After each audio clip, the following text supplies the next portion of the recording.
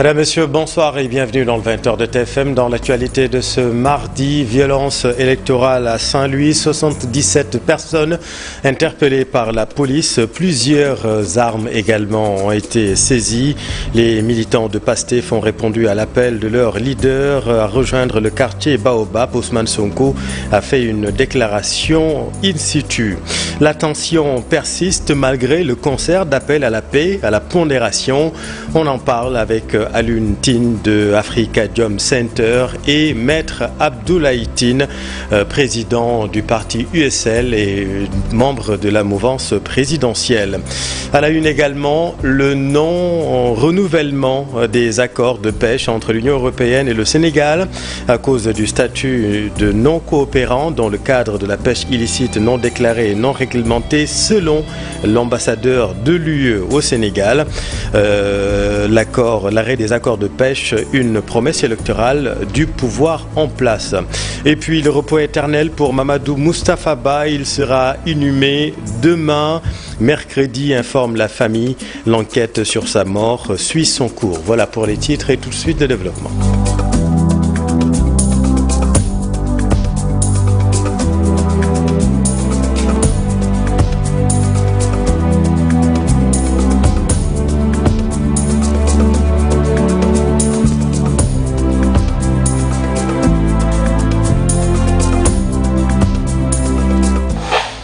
Mais d'abord, Mamadou Moustapha Ba sera inhumé demain à Nioro. La levée de corps aura lieu à 10h à l'hôpital militaire de Ouakam, suivi donc de l'inhumation sur ordre du procureur au niveau de Nioro. L'enquête sur la mort de l'ancien ministre des Finances et du Budget suit son cours. Nous y reviendrons.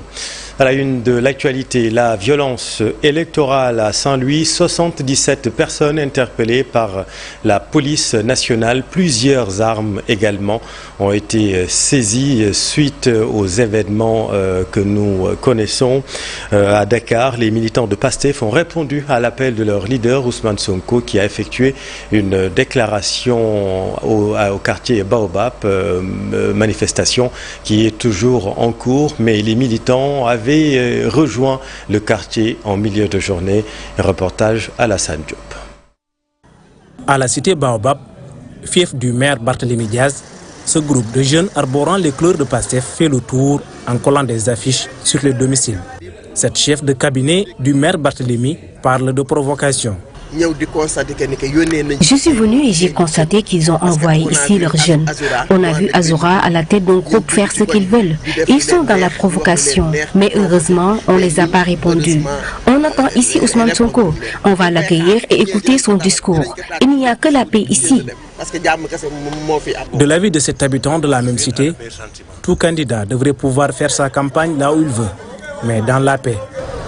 J'ai vu que depuis ce matin, des gosses sont en train de se regrouper pour Khamna. Il paraît que son coup de feu est venu. Lola dit que c'est raillevé. Lola aussi, je crois que nous avons si yakal, que jambe mafia. Si nous d'accord avec que fille, qu'elle m'a dit, voir ne fait pas de jar, à côté, à convoi. Il n'y a pas de problème. Violence hospitalière, on n'en a pas besoin. Campagne de 3-4 jours de sud-est. À 4 jours de la fin de la campagne, la tête de liste du parti PASTEF Ousmane Sonko a décidé de rentrer à Dakar ce soir pour battre campagne à la cité Baobab. Ousmane Sonko et Barthélémy Diaz se sont récemment lancés des pics qui pourraient faire redouter une escalade de violence dans cette campagne électorale. Suite à ces événements, je vous le disais, 77 personnes arrêtées par la police nationale, plusieurs armes également saisies. À Saint-Louis, au marché Sort, les commerçants réclament justice. C'est un reportage de Ousseynou Diop et Habib Seck. C'est la colère noire chez les commerçants du marché Sort après le passage de l'intercoalition Taku Walou Sénégal Sam Sekadou qui a été émaillé de violence dans ce lieu de commerce. Ils ont fait une grosse erreur, ces gens-là. Ils ont volé des téléphones portables dans le magasin. J'appelle la police à mener des enquêtes pour arrêter les vrais coupables. Nos camarades sont toujours à l'hôpital et ils souffrent beaucoup. Ces commerçants très remontés jugent anormal l'attitude des gardes du corps de l'intercoalition Takku Wallu Sénégal Sàmm Sa Kàddu et réclament justice. Nous avons vécu un jour inoubliable ici. Les commerçants criaient Sonko Sonko et ils sont descendus. Ils ont agressé certains d'entre nous et ont détruit beaucoup de choses dans le marché. Le gouverneur de la région de Saint-Louis, Alassane Sall, confirme l'arrestation de 81 personnes suite aux violences notées au marché Tendjiguène. Il a promis que toute la lumière sera faite sur cette affaire. Heureusement, ces incidents ont entraîné des blessés, donc des personnes blessées par arme blanche, mais également des cas de vol à l'arraché. Ceci donc a motivé l'ouverture d'une enquête par la police. L'enquête suit son cours. Pour le moment, 81 personnes ont été arrêtées. Elles doivent être présentées au procureur dans les heures à venir. Et intéressons-nous à la sécurisation des caravanes électorales. Selon un expert interrogé à la place des personnes non formées, les politiques doivent engager des spécialistes de la protection rapprochée, agréés par les autorités compétentes. Mamadou Lamine Dème est un spécialiste de la sécurité. Il se désole des violences constatées dans ces caravanes électorales. Reportage Mamadou Gueye. Mamadou Lamine Dème est patron d'une entreprise de sécurité. Il a fait plus d'une décennie dans ce domaine en travaillant avec des organismes internationaux. Une expérience qui lui a permis de créer sa propre boîte. J'ai eu à travailler dans le domaine de la sécurité depuis plus de 15 ans. Avec une société de sécurité privée, c'est une société qui est agréée par l'État du Sénégal à travers son ministère de l'Intérieur.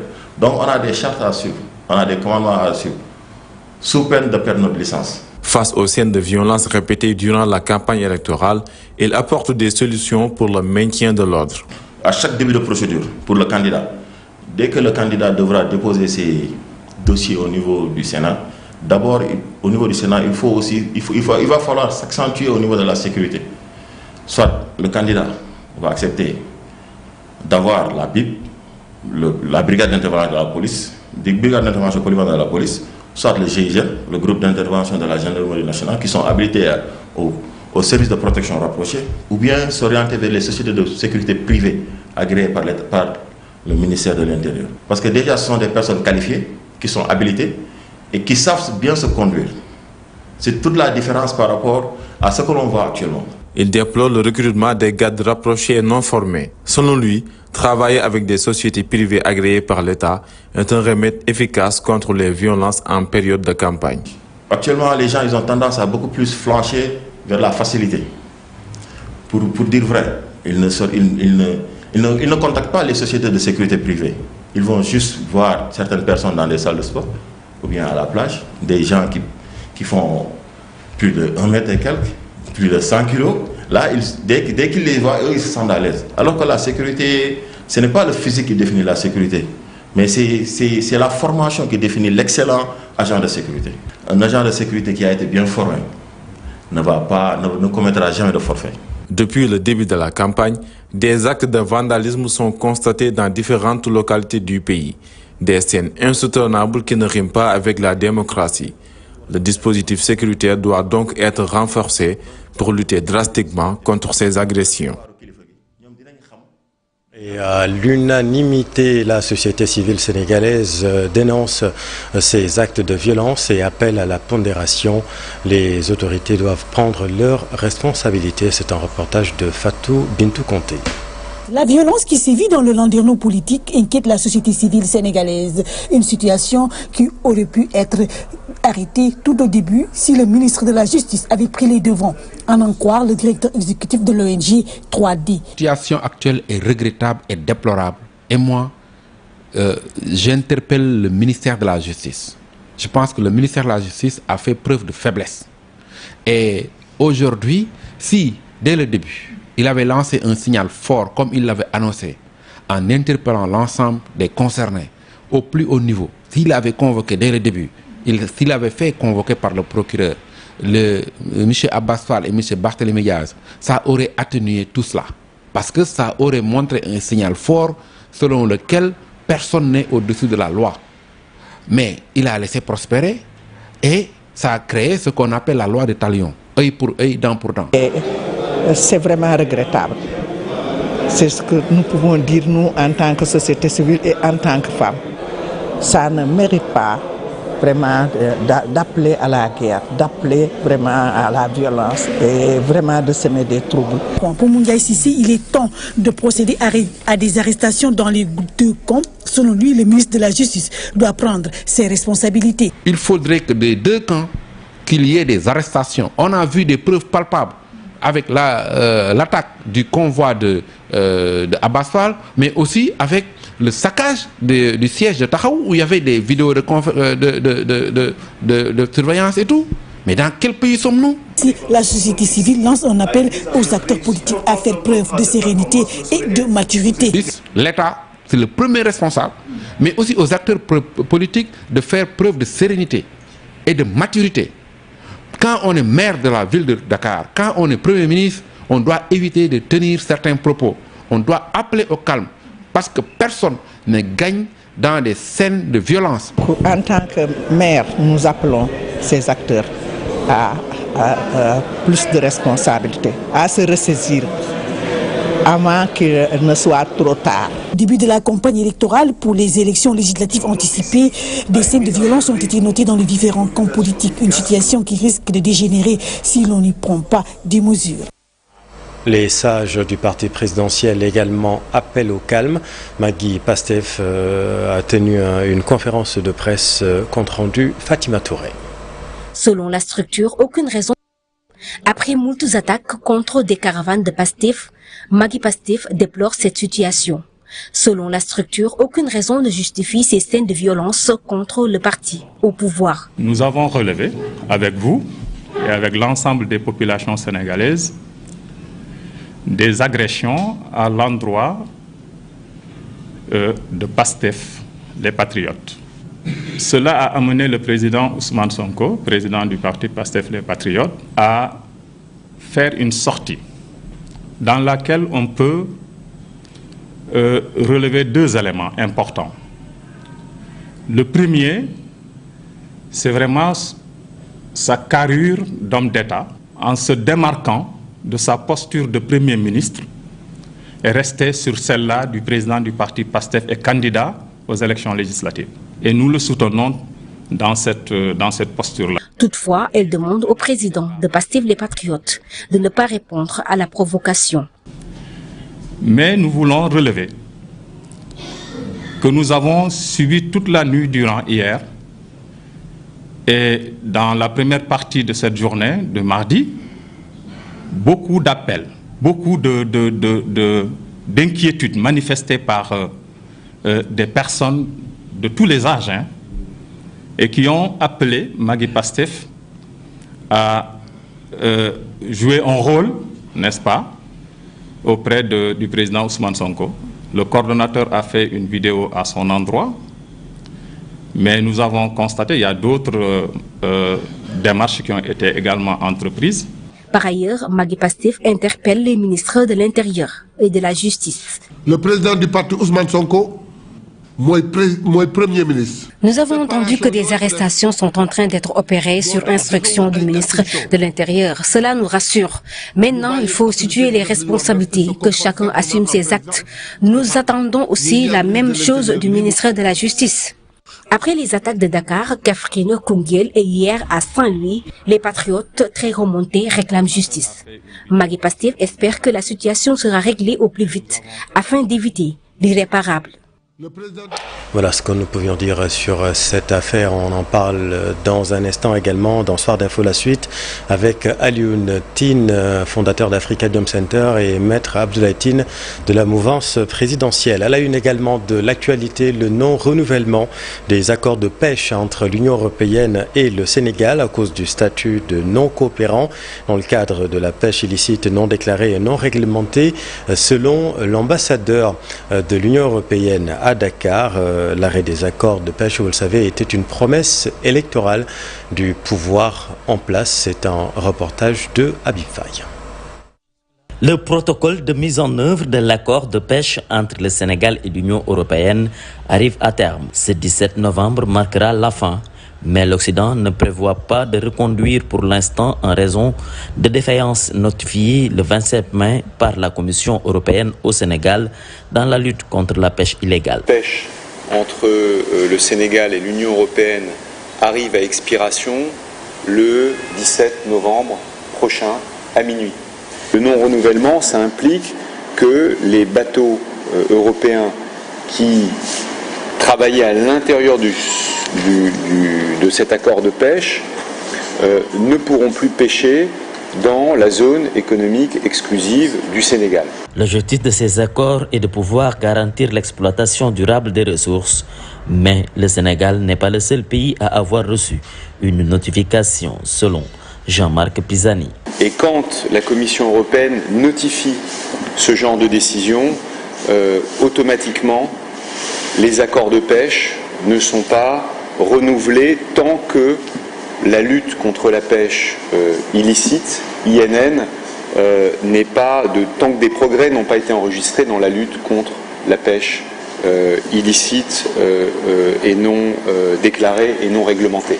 À noter qu'un dialogue entre les autorités sénégalaises et européennes sur les questions de pêche illicite, non réglementée et non autorisée s'est tenu. L'Union européenne est à la disposition de l'État du Sénégal pour travailler avec l'État du Sénégal s'il le souhaite, pour pouvoir trouver les moyens d'endiguer ce fléau qu'est la pêche illicite. Les navires européens devront donc quitter les eaux sénégalaises à l'expiration du protocole le 17 novembre et le Sénégal ne recevra plus de contributions financières dans le cadre de cet accord, selon le diplomate.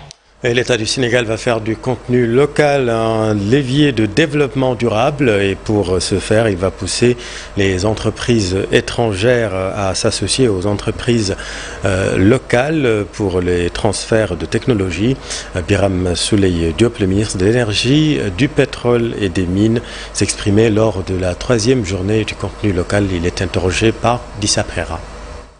Alors, quand on veut produire de la valeur ajoutée, quand on veut intervenir dans le développement durable de la nation, il est fondamental que toutes les entreprises qui interviennent dans le secteur soient des entreprises locales parce qu'elles ont la compétence, parce qu'elles ont les moyens, parce qu'elles ont la capacité. Il est important également que le personnel qui intervienne, aussi bien dans les entreprises que chez les partenaires, soit des emplois sénégalais. Donc, cela emporte une attitude à tenir et le secrétariat technique au contenu, du comité de suivi du contenu local a aujourd'hui développé énormément d'aptitudes et de compétences pour accompagner les entreprises, les partenaires à respecter tous les principes qui sont définis dans ce sens-là. Et on peut dire, sans risque de nous tromper, aujourd'hui, que toutes les entreprises qui interviennent ont compris que le Sénégal s'est positionné. Mais ce n'est pas seulement le Sénégal qui se positionne dans le contenu local. La Mauritanie va terminer dans les jours à venir, elle va voter sa loi sur le contenu local. Le Nigeria, le Burkina Faso, la Côte d'Ivoire, donc tous les pays qui nous accompagnent de l'Afrique de l'Ouest, avec qui nous travaillons, avec qui nous interagissons, ont compris que fondamentalement, on ne peut pas construire le développement des nations sans les nationaux. Donc nous avons besoin d'avoir un privé national fort, nous avons besoin d'avoir des jeunes formés, des jeunes capacités pour répondre aux besoins du développement durable, pour répondre aux besoins du développement simplement dit. Donc, c'est ce qui explique notre présence, c'est ce qui explique ces journées qui sont organisées, des journées de... Religion, célébration du retour en exil de Serigne Touba à Paris, une occasion pour Serigne Fanta Madi Mbacké d'exposer le projet du musée Khadim et son importance devant d'éminents intellectuels en présence de nos reporters pafarniques. L'auditorium de l'Institut du monde arabe de Paris a fait le plein de fidèles mourides venus d'un peu partout pour célébrer le retour d'exil de Serigne Touba. Une occasion pour Serigne Chérif Fanta Madi Mbacké Ibn Serigne Fallou de partager avec les talibés le projet du musée islamique Al Khadimi. taxawaayu këru barkeel yi itam mooy almataf islamique bi musée de Gouda mooy ndigalu sëñ Cheikh Mouhamadou Mountakha ñu koy ñaan yàlla ko tëwër moo tànn tur bi tudd ko almataf islamique bi musée islamique al Khadim wax it ne nañ ko def ci biir complexe universel bi ndax lan day barabu gëstukaay boo xam ne ñu bëgg a def gëstu ñoo mbaleel seen liggéey musée bi nag li ko tax du dara lu dul gën a feeñal gën a fësal gën a wane liggéey sëñ Tuubaa taxawaayam waaye nag ak mbooleem njabootam ak une œuvre gigantesque qui nécessite l'appui de tous les musulmans, surtout ceux de la diaspora. Qui est le fils de Seigne Fallou Mbacké, il a pu réunir l'ensemble des spécialistes, l'ensemble des talibés mourides de la diaspora pour venir se réunir autour d'une table dont le thème principal est la préservation du patrimoine mouride. Avec ceux qui viendront visiter vont apprendre des choses nouvelles qui peuvent leur être utiles pendant leur vie.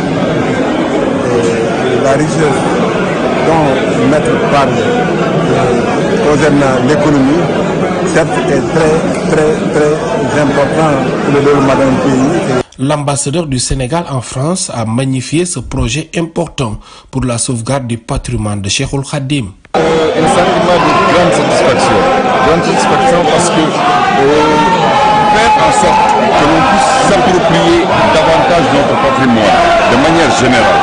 On le passe à Paris est très symbolique pour le Sénégal, pour la diaspora. C'est encore plus symbolique, encore plus important et plus intéressant lorsque ce patrimoine-là est un patrimoine spécifique qui s'adresse à Cheikh Ahmadou Bamba. L'État du Sénégal a été bien représenté à cette cérémonie et compte accompagner les mourides dans la réalisation du musée. Le gouvernement du Sénégal, par la volonté du chef de l'État, a décidé de mettre ensemble la jeunesse, les sports et la culture. En le faisant, évidemment, le chef de l'État veut traduire en tout cas une ambition qui consiste à responsabiliser la jeunesse, faire en sorte qu'elle puisse porter, qu'elle puisse en tout cas être la locomotive de notre développement économique et social. Cette rencontre a été rehaussée par les interventions d'éminents intellectuels et scientifiques de la diaspora et du Sénégal. Certains participants depuis Dakar via les nouvelles technologies de l'information. Des interventions et présentations, toutes axées sur l'œuvre du vénéré Cheikh Ahmadou Bamba. C'est la fin de cette édition. Merci infiniment de l'avoir suivi. Je vous retrouve dans un tout petit instant pour Soir d'info. La suite, à tout de suite.